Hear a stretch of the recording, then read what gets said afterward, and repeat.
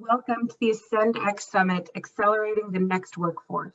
This session is the Future Workforce Workshop, moderated by Harshini Sivakumar, a senior studying aerospace engineering at Georgia Tech and a board member for Georgia Tech's Women of Aeronautics and Astronautics chapter. Welcome, Harshini. Hi, thank you so much for that introduction. Welcome everybody to session 3 of our ASCENDxSummit today. So we're going to be focusing on bridging the gap between the aerospace workforce, as well as supporting and retaining a new and diverse workforce in this industry. Thank you all for joining us.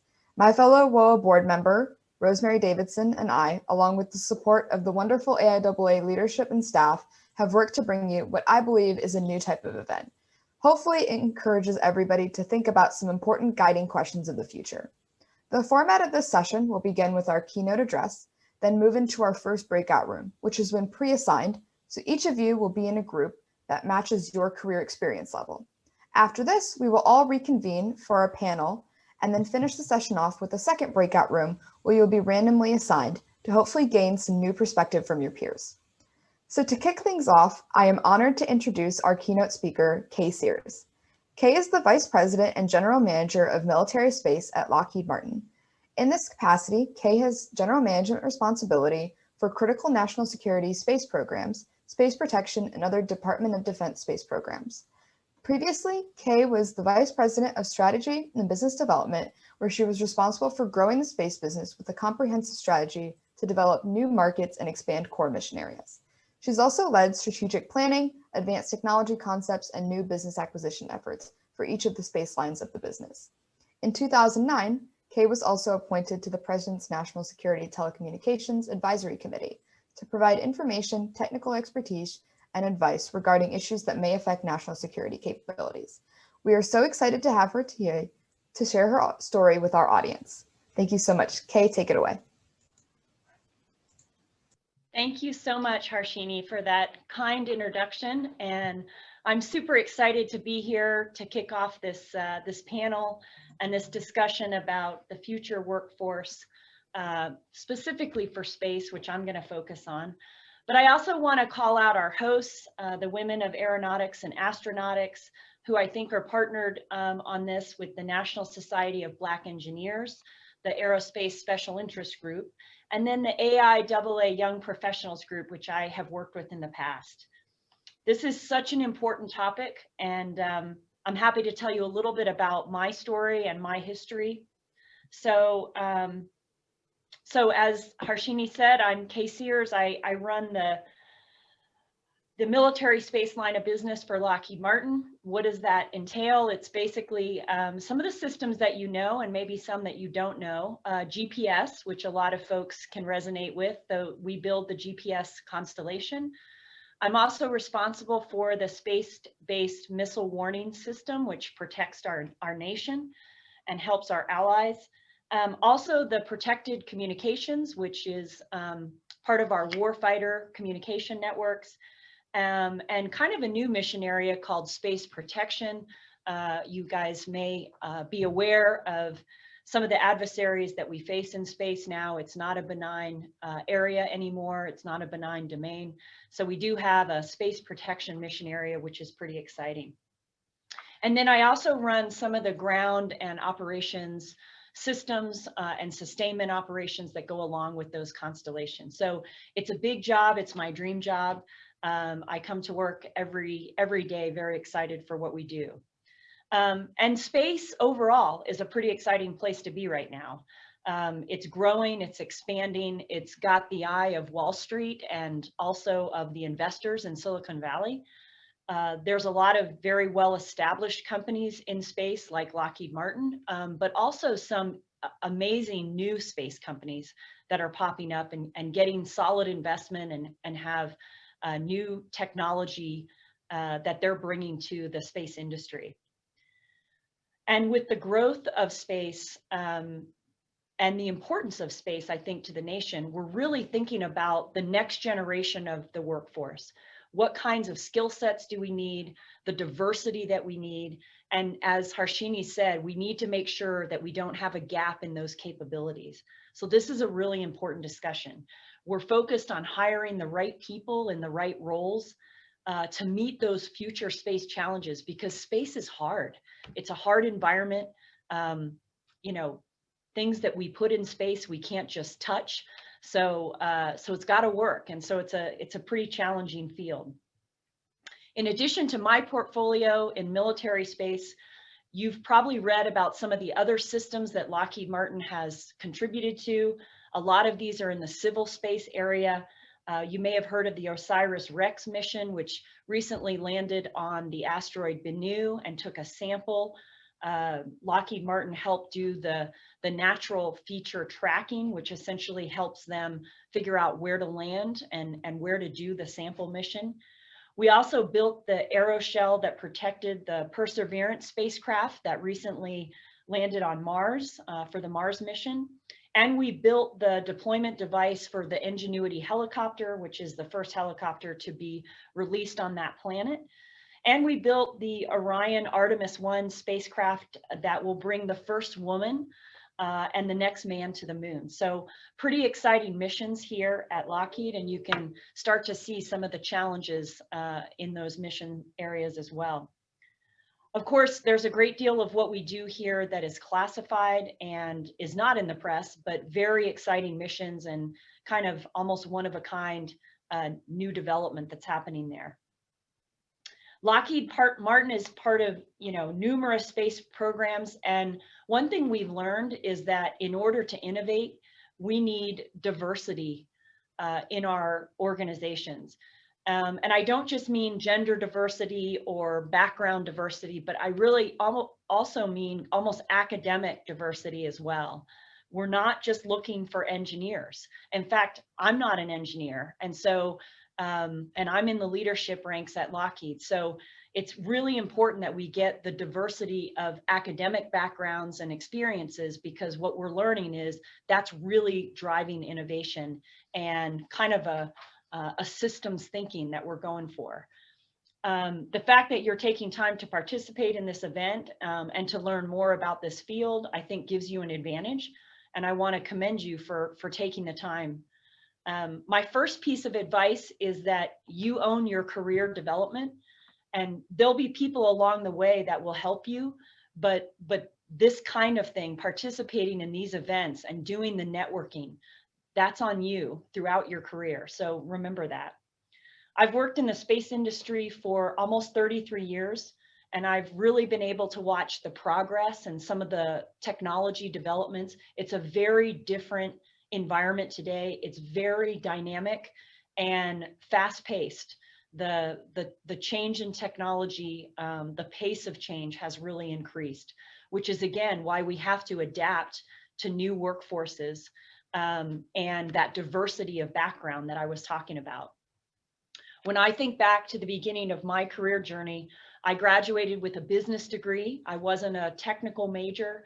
And I started in a job at the Department of Commerce auditing large weather satellite systems, something that if you had asked me, I would have never said that was going to be my first job.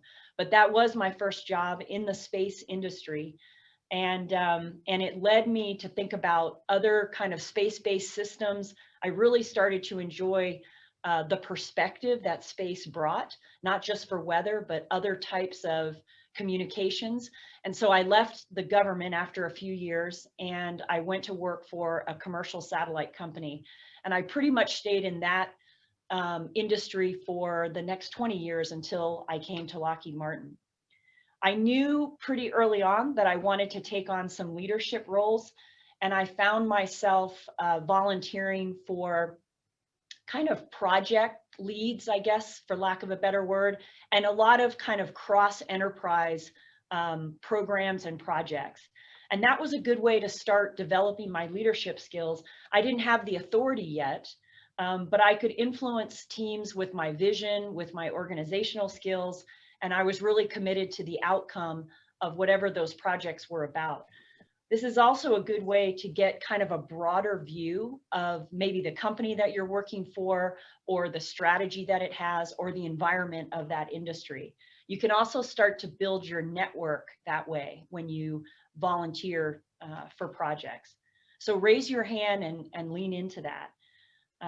Based on my experience, my advice to those also hoping to be in the leadership role one day would be to make an honest assessment of what you're good at right now and what you're not, and keep that list going, because as you develop your career, you'll obviously have new experiences and learning. And so keep that, keep that handy. Focus on gaining experiences that help you with what you've identified as your weaknesses, right? That might sound counterintuitive, but you really have to take on specific assignments that are focused on developing your weakness areas. People who admit that they don't know something and are willing to learn actually come across more confident and more competent. So remember that. For example, I'm not a really good numbers person, and I wasn't as detail oriented in the numbers area that I needed to be. So I've been kind of challenging myself along my career path to really lean into the understanding the numbers, the balance sheet, things that were really important to my role that were numbers oriented. And I had folks, tutor me and train me. I did some external reading. And look, I'm never going to be a CFO, but I can hang in there now. And it's an area that, I'm pretty comfortable in. So you've got to lean into your development areas. Don't shy away from them. I was also early in my career offered an opportunity to move from one role to the other. This happened to be from a product development role into an account management role, kind of customer facing. And this was a stretch for me. I knew it was going to involve international travel and kind of a 24/7 service mentality because it was customer focused. I was really comfortable in my product development role, but I took it and I learned almost immediately that working with customers was something that really motivated me. Working with the users of our systems, the people that were kind of on the pointy end of the spear, as they say, utilizing the systems that we were building or the services that we were providing. And that has continued to be my focus today. And I'm not sure I would have learned that if I didn't make that career move. So you need to lean in out of your comfort zone. You want to be just on that edge of being a little bit uncomfortable. That's where you learn the most. And you don't just learn the job, but you learn things about yourself. The other thing I would say is that move into the account management role, this also led me to have some important conversations with my spouse, because I knew that I would be traveling and the hours were going to go up. And we had children, young children at the time, and we needed to really talk through, hey, how does this affect our family? And so I just offer you to get those kinds of things on the table with your partner or your spouse. Really, really important conversations to have as you make career moves. Lastly, I want to emphasize the importance of paying it forward. I believe that we all get opportunities because someone's either paved the way in front of us or have supported us. We need to extend that same support for those that are coming behind us. And even though some of you are young professionals, there are still people younger than you who are thinking about their career. Maybe they're thinking about a STEM education, or they're struggling in staying committed to that. So you can pay it forward as well. So I'm really glad to be here talking to you today, kind of imparting a couple of pieces of advice and parts of my story that might inspire you to take some future action. I really enjoy supporting and mentoring people. In fact, my executive assistant says I need to go to Mentors Anonymous because I just keep taking on mentors. I love to work with them to understand where their challenges are and really push them, push them into that out of their comfort zone and into that edge area where I know they're going to learn and I know they're going to gain confidence. I think it's also critical to support diversity in STEM We have a lot of data that tells us where we lose certain groups in the STEM education. We lose a lot of girls from the junior high to high school, and then again in college, usually around kind of group work where they feel uncomfortable. So we need to really understand where we're losing people in that process and try to pay it forward and encourage them. Lockheed Martin fosters really a high performance and inclusive workplace. We have a lot of diverse backgrounds. In fact, in about 2 or 3 months, every line of business in Lockheed Martin space is going to be run by a woman, which I think is pretty amazing. We prioritize talent and recruitment and talent development. When you get into your career, a lot of companies offer amazing development programs. It's something to really think about when you're deciding where to go. Workforce safety, obviously in the area of space, and diversity and inclusion also. Why is it important to pay it forward? When people ask me that, I always ask them to Google the word engineer and see what comes up. Because one thing we know is if you can picture yourself in a career, if you can see people who are like yourself, then you feel more confident about pursuing that career.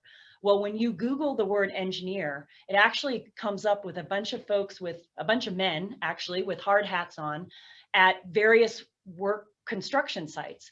So it's probably structural engineers or architectural engineers. So if you're, say, a 12-year-old girl and you're Googling, hey, my dad's an engineer, maybe I want to be an engineer, what it's going to come up with is this hard hat image, which can affect people and can affect the early thinking of what people want to become and what they want to pursue. So there are key opportunities, I think, to influence and impact those impressions. You guys are probably very adept at social media. That's one of the most important early influencers. Finally, the future of space leaders, not only do they need to see themselves, in social media, but we actually need to move the numbers. People actually need to be getting those roles and those important jobs.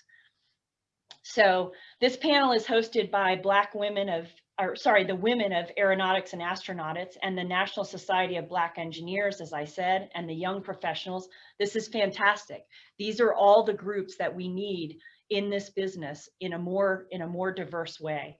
More females, more people of color, specifically Black people, to consider the space industry as their future career. That we need to do that to achieve a more diverse workforce and to continue this innovation, which is just founded in that diversity. We have so many future challenges in space that without you guys, the next generation of space workers, we are not going to be able to meet those challenges. So as you progress in your career, I encourage you to pay it forward, make yourself available for those challenging assignments. Think about the people who are coming behind you and spark their interest in the technical fields. Share some of your real experiences on programs or exciting jobs that you've worked in, or share what we do at Lockheed Martin. Space is exciting and we need to recruit as many of the best and brightest as we can. So thank you for this opportunity to share some of my story. I'm going to pass it back to Harshini now, and I hope you guys have a great panel. Thank you so much. I'd first like to start off by introducing our panelists, and they really are rising stars in the aerospace industry. And we'd love to thank the AIAA Young Professionals Group and the National Society of Black Engineers Aerospace Special Interest Group for their help in providing us these panelists. So first up, we have Enanga Fale, who is the Systems Engineering Manager at Northrop Grumman, working on systems integration capabilities, as well as the Director of the NSBE Aerospace SIG. And she, yep, there we go. We got everybody. All right. After that, we have Lindani Johnson, who works as an aircraft segment safety team lead at Whisk Aero and serves as the chief engineer for the NSBE Aerospace Special Interest Group. We also have Simon Shuham, who's a member of the AIAA Young Professionals Group and a propulsion engineer at Blue Origin, focused on space exploration and commercialization. And finally, we have Lisa Wu, who's a mechanical engineer on the Double Asteroid Redirection Test Spacecraft, or DART, at the Johns Hopkins University Applied Physics Lab, as well as the vice chair of the Mid-Atlantic section of AIAA. Thank you all for joining us. All right, so let's go ahead and get started with a general question for the entire panel. And this really, I feel like, encapsulates the theme of this event. And so how do you feel that your organizations, as well as the aerospace industry in general, can best support and retain a diverse workforce?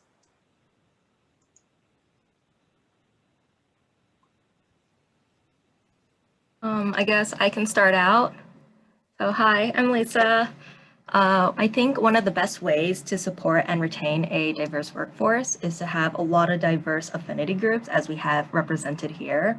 I think it's a really great way for people of different cultures and backgrounds to have a sense of community and to actually be seen, heard, and appreciated. Something that I think I really like about my workplace is that we have affinity groups that also host these events that spread awareness and create a familiarity to their diverse backgrounds. So I feel like it really helps one another understand each other. And then in the end, we can create a more unified and inclusive workforce.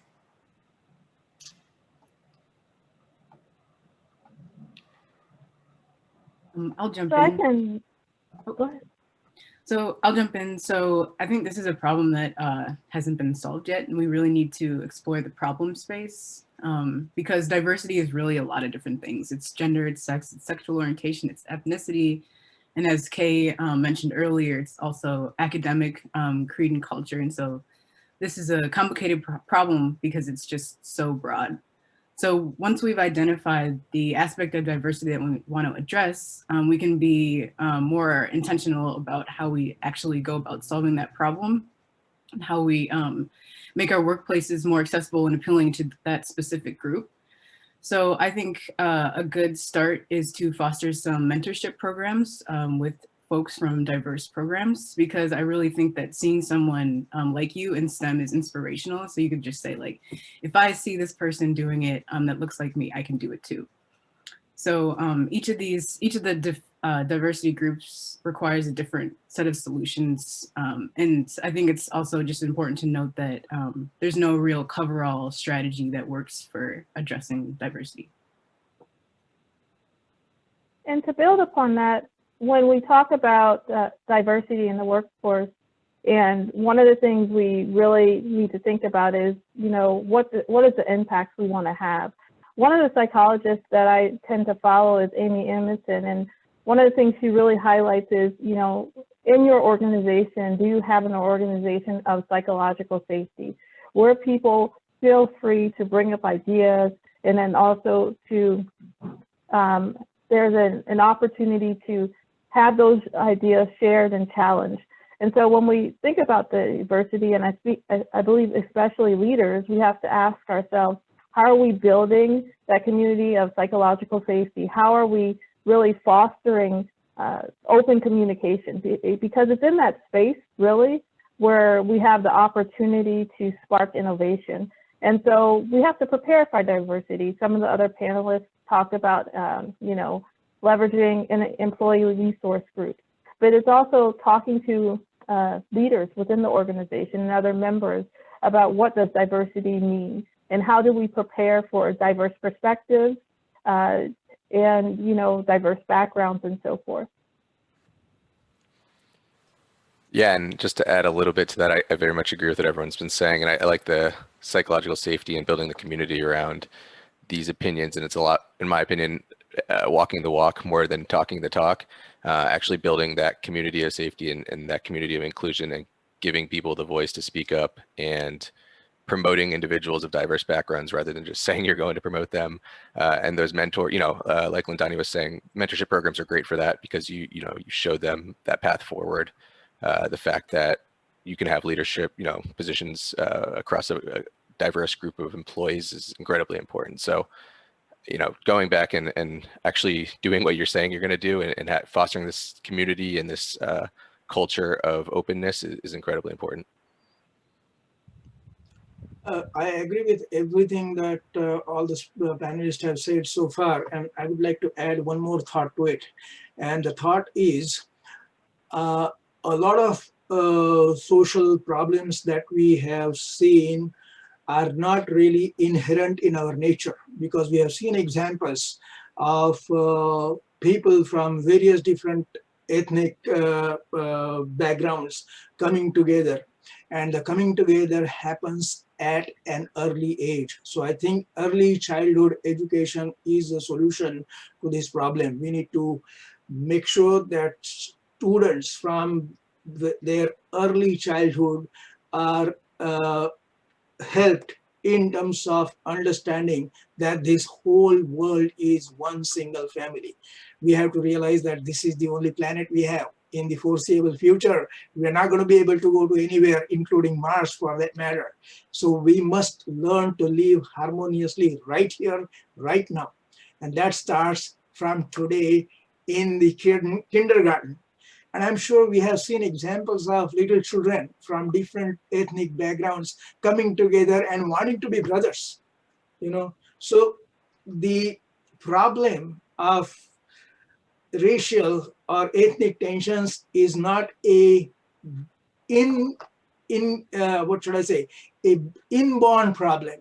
It happens as a result of the environment, and it's up to us to change that environment so that we don't have to ask a question whether you are a black or a Oriental or a white or a European of this kind at all. Thank you, Pradeep, for those thoughts. If I could have all of the next questions be submitted in the chat function, that way we can make sure to get through everyone's great comments. Yeah, thank you. And with that, I think that does make a great point, and I'd love to move to a question about outreach. So all of you in some form are involved with either K through 12, community college, or university outreach as a professional. And so I'd love to hear how you all got involved in those outreach efforts, and what advice would you give to other people looking to get involved in similar outreach efforts? Yeah, I can start here. I'm involved in a variety of groups here today with AIAA, also involved with Space Generation Advisory Council, SGAC, SEDS, Space Students for the Exploration and Development of Space. So a lot of undergrad, K-12, Seattle's Museum of Flight as well. So I think these groups have been, really fulfilling for me to hopefully give back to my community and use the privilege and, like the experiences that I've gained at this point to give back, because I've been really lucky to get to the point I am today because of some great mentors and some great opportunities through these groups as well. I first joined AIAA and SEDS back when I was in undergrad. I was reached out, I was trying to break into the aerospace industry, didn't really know what to do. They didn't have an aerospace program at my college. So went into our university directory and started emailing any alumni who was in the aerospace industry to ask how they got to where they are.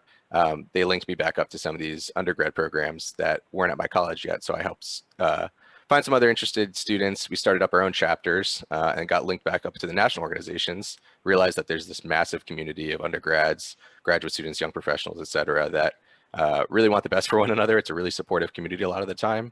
And it's a great pathway to get into the industry professionally. So my biggest piece of advice is look for these groups, that you have some great representation here today. See if your campus has a chapter. And if not, start it. There's national organizations that are really supportive. They want you to have a chapter. They want to grow. They want to have that representation on, college campuses, community colleges, high schools, even elementary schools. So if you're interested, these organizations, NSBE, AIAA, Women in Aerospace, everyone wants to expand as much as possible. So please be that person to help start the chapter, because it only help this community grow. I would say one thing is that I would definitely have to thank my mom in terms of just interest in getting involved in K through 12. As the previous person just said, starting young, having access to different outreach programs really allows people to understand where are some of the different avenues they can get engaged. So, growing up, just as Simon mentioned, I was involved in a lot of aviation, air shows, outreach programs. And then also I saw my parents be very, very involved in doing engineering outreach, healthcare outreach programs in the community. It was something that was weaved in as a part of their job. And so when I started college, it was something I sought out doing. And, whenever you put yourself in a situation to engage with a child or somebody from a different community, you allow yourself to be challenged, and you're also at the same time helping them, learn more about engineering, learn more about your profession. You're also challenging your perspective, which I think is really important. So I started at my undergrad career at St. Cloud State University in Minnesota. Well, my outreach experience really focused starting with the Society of Women Engineers. And we did an annual Horizons conference every year. And that's where we brought tons of girls on campus and really had them do project-based learning. I think project-based learning is really important, and it helps people figure out hands-on, is this something that's important that I want to jump into? And then as I grew in my career and graduated and really focused on my industry, I really found NSBE, and it was an opportunity to do outreach in that retrospect. For me, I hadn't been involved in any outreach until 4 years after I started my first job.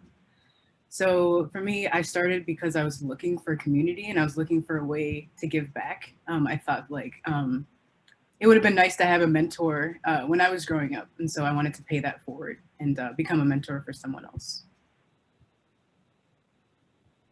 Nice. That's great. Mentorship is one of the best things as a young career, as an older career, to give back to the community. It's definitely something that you can inspire all these young kids. So for instance, like for outreach, one of the ways that I got involved, as was mentioned before, was joining different groups, but also just being proactive and finding and maybe even planning events. So something that I got involved in was doing like an elementary school career day, and just talking to these kids about what I do. I work on a spacecraft, and just seeing their eyes light up that, wow, she, Asian, different, like she's not just a stereotype, she's like someone who's doing something really cool.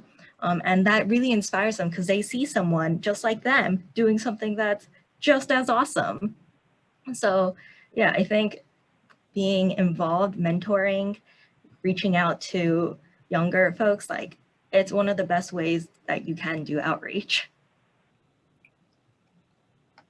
Awesome, thank you. It was great to hear about all of your experiences with outreach, and I definitely agree. I think the more mentorship and help that we can give younger students, the better this industry will get. I'd love to take it to one of the audience questions that we've had, and I think a lot of people, some who are on this at this event and just in general, maybe who are starting to join the aerospace industry in university or maybe their first job, are maybe a little bit confused about their place in the industry and how to find that. And so we have some of the audience here. How can someone best put their time in to advancing and helping the aerospace community?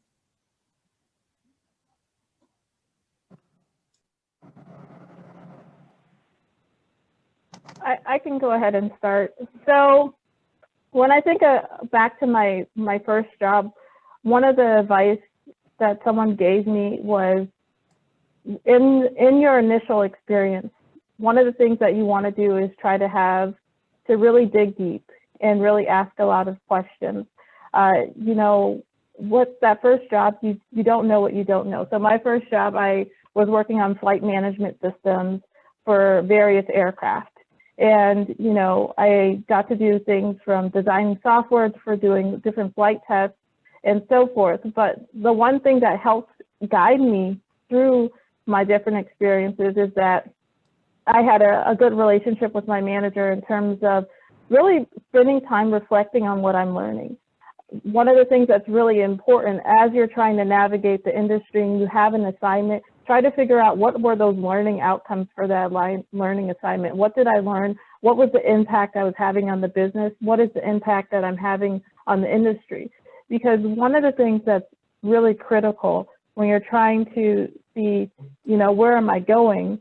And when you're trying to advocate for maybe a new position or a new opportunity, is you have to understand how your current experience relates and what are some of the major things that you learned. And so I would say that's one of the key things. Most recently, and one of my jobs, another mentor kind of said, try to have 2 or 3 conversations every day at the beginning of the year and just asking people about their experience.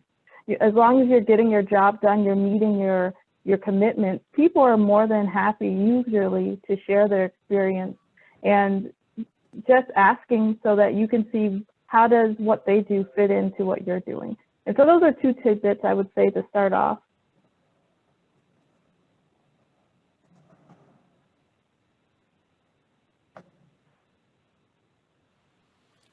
I would add, to generalize a bit, and this is coming at it more from the space industry maybe versus aviation, but equally it has kind of that diversity as well. But I think what I've learned in the past couple of years being in the industry is that there's a lot more to offer than maybe traditionally is viewed. When I was an undergrad, I studied mechanical engineering and thought the only way to change the future of space exploration is to build a rocket or build a satellite or whatever it may be. And then if you weren't contributing to that hardware, the software, whatever it may be, then you weren't making an impact.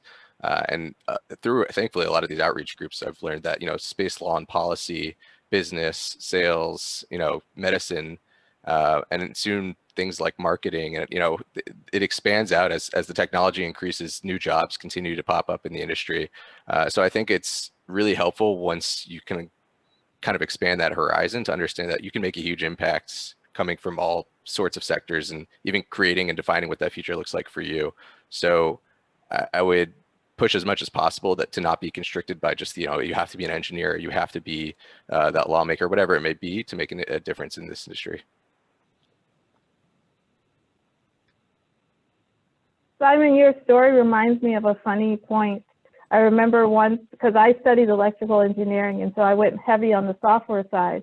And then there was one point I was like, no, I must be doing, power design for aircraft or on other aerospace systems. I'm not doing what I went to school for. And then I had a mentor basically say the same thing. You're still impacting the industry, but your interests are probably more on this side right now. So having that flexibility is good. Yeah, thank you for that answer. I think I've always said that anybody who has a career here on Earth could have a career up in space, and I think you've definitely captured that really well, Simon. So with that, I want to move to some of the questions that we have for some individual panelists to kind of finish things off. So Lindani, you work in system safety, as we've discussed, and I'd love to hear more about your experience speaking up in the workforce, especially in the role that you have, given if there's a technical problem or some sort of issue on a project. Do you feel comfortable bringing that up, and how did you get yourself to that place where you could be heard, especially as an early career employee? Absolutely. So as a system safety engineer, it's fundamental to my job to kind of see accidents and problems before they happen, so we can prevent deaths and injuries. And I think this skill is like really transferable to identifying non-technical problems as well. So I was trained in such a way from day one that the idea that you should bring up problems immediately from the start is essential. So I had an understanding that you had to do this in order to move a program forward to prevent problems from snowballing. So I pretty much always felt comfortable. I think that the hardest part was not being able to speak up about it. It was more of like how to present the problem. So what helped me get over that was just practicing my presentation skills and just kind of like overall communication skills. But as a leader, I think it's important to be an example and show that I'm comfortable bringing up problems so that other people on my team see me and say, okay, she can bring up these things. I should bring these up too. So as a company, we can foster this kind of culture of empowerment and transparency. Absolutely. Thank you so much for sharing that. And I think let's move on next to Lisa. You've had a few different roles, a few different internships, and a really interesting and diverse career path. So I'd love to just hear about, how you decided what roles to take on, both in internships and in your full-time career, and how do you work in terms of navigating your career trajectory? Yeah, sure. So, something that I learned from all of these internships. So like in my bio, I think I mentioned I interned at NASA. I was at Boeing at one point. I also did some research in rotorcraft, and also I did like high altitude weather balloon launches. And doing all of this, all of these different things within aerospace, it kind of let me see that I'm really interested in doing all of it. And I'm really interested in learning more about it. So, you know, like doing these internships, people typically narrow down what they want to do. For me, it was quite the opposite. I wanted to do everything. So from that, after I graduated and when I was looking for a full-time job, one of the big things that I knew I really wanted in the company that I would work for would be that they have lots of diverse research areas. And that's something that where I work, the Johns Hopkins Applied Physics Lab, they have a lot of different research areas. And they also have a rotation program that allowed me to explore all of these research areas as well. And as a bonus, they have a great work culture and they encourage lifelong learning, which is something I definitely want to emphasize. You always want to be learning throughout your career and being interested in what you're doing, because that's how you do your best work. And yeah, one of the programs that my work has is a part-time study program. So through that, I was able to earn my master's while working full-time. So as I mentioned before, I went through a rotation program. So every 6 months, I basically had a new job. So, you know, something I learned from having a new job every 6 months was that it's really good to be proactive and ask a lot of questions early on. That's like #1 navigation tip. Ask questions. Don't be afraid to just ask questions, point out what you don't know. You know, you're new. I'm a young professional. I don't know what I'm doing, but there are people around you who can help you. And in terms of that, as well as was mentioned many times, having mentors is such a great thing. They can help you with career questions, technical questions, give you advice, and you know, they can even connect you to more people who can help. And that really helps build your network as well. And yeah, that's some helpful advice. Thank you. Yeah, I love the fact that you, instead of narrowing down, essentially broadened your horizons through these different work experiences. I think that's awesome. So we've got about 5 minutes left, so I want to touch on some questions for our last two panelists here. So Lisa, you just mentioned mentorship. We've talked about it a little bit. Simon, you have had the opportunity to be a mentor for some different fellowship programs. And so I'd love to just hear about how mentors influenced your career and how has that shaped your approach when it comes to mentoring younger students or university students? Yeah, definitely. So I've had, I think, a variety of mentors to different extents throughout my career and as a student. I mentioned a little bit earlier, but when I was an undergrad and wanted to kind of break into this industry, I started just sending out, cold emails to people to hear their experience, how they had gotten into the industry, what I should be doing as a student.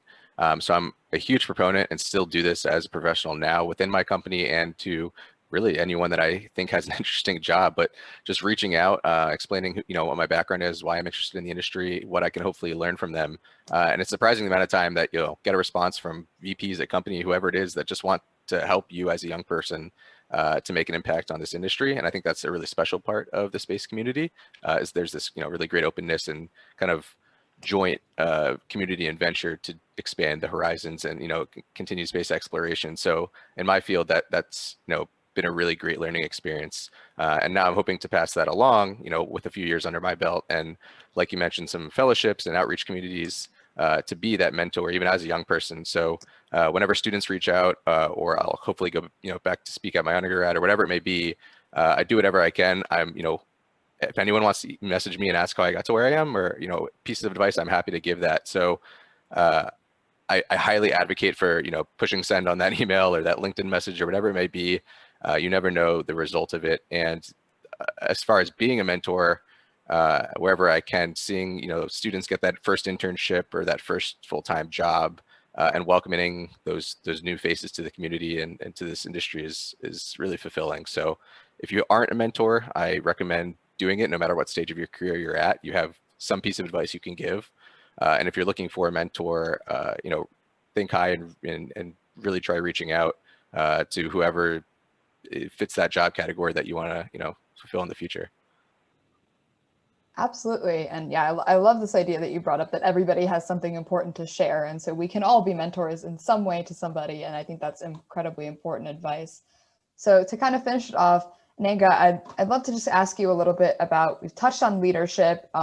Could you discuss your technical and non-technical leadership roles a little bit, and how those have been beneficial in your career and how you've grown your leadership ability? Okay. In terms of my career, I would say that I've had the opportunity to really operate both as an individual contributor on major aviation programs, different defense application programs, and also in those programs I had the responsibility, as I mentioned before, when I worked on flight management systems, data link communication systems, aircraft power systems, and now I currently work on different defense applications. And when we talk about non-technical leadership, the thing that's most important is how you creating a culture within your team to really foster the ability to cohesively work on that system and deliver that particular system to your customer. And so that really looks at, you know, as an individual contributor on the team, everybody has influence. Everybody has the ability to really create an opportunity where people want to work with you, where they want to have a nice technical exchange and challenge. And so, you know, operating with emotional intelligence, operating, being inquisitive, and really fostering a community that invites questioning, that allows reflection. Those are all things that I've tried to do when I'm leading, and really leveraging on those non-technical skills to make sure that I'm creating a community where all the good ideas and all the good challenges are coming through. From a formal leadership standpoint, I've worked as a project engineer, program manager over various platforms. I've even did a little bit of a stint in supporting different healthcare applications, and a systems engineering manager over different applications. And so in that role, you know, as a manager, there are some of the logistical things that you work with in terms of, you know, budget, schedule, time management, but how you deliver that message, how you engage that team really matters. And so when we look holistically, what does it mean to be successful in this industry, and what does it mean to really be able to push the, I want to say push the needle forward, the needle of innovation forward, is I really look at how am I cultivating a culture that can tolerate risk so that we can get those good ideas, whether they be to sharpen our technical solutions or the way we're executing our job.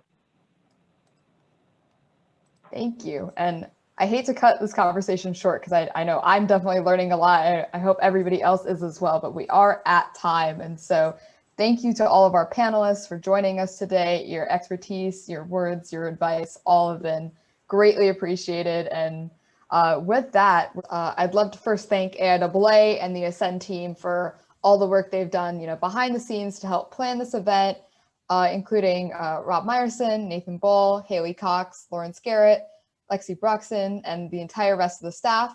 I'd also love to thank Rosemary again. She's been great to work with on this initiative, as well as the AIAA Young Professionals Group and the NSBE Special Interest Group for their support as well. And finally, I'd love to thank Kay Sears for her inspirational keynote, and our amazing panelists, Enanga, Lindani, Simon, and Lisa, for taking the time to join us and share their voices. And I hope you all enjoyed the session, and have a great rest of your day. Thank you, everyone. This has concluded the ASCENDx Summit on accelerating the next workforce.